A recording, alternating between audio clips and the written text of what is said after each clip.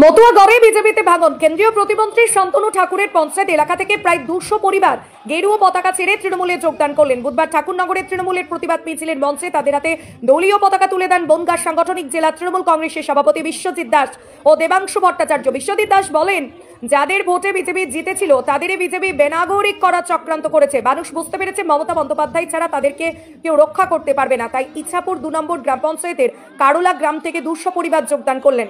আজকে ইছাপুর 2 থেকে কারোলা গ্রাম 200 পরিবার যোগদান করলেন। কারণ তারা বুঝতে পারছেন যে এই এসআইআর, এনআরসি, সিএ এর পরে যেটা করবেন, যেটা দেবাংশু কিছুক্ষণ আগে মঞ্চ বললেন, এখানেও বললেন যে সমূহ বিপদ।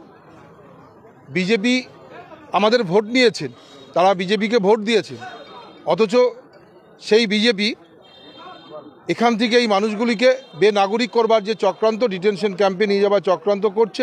এরা বাংলা বিদ্বেষী, এরা বাংলার মানুষকে ভালোবাসেন না।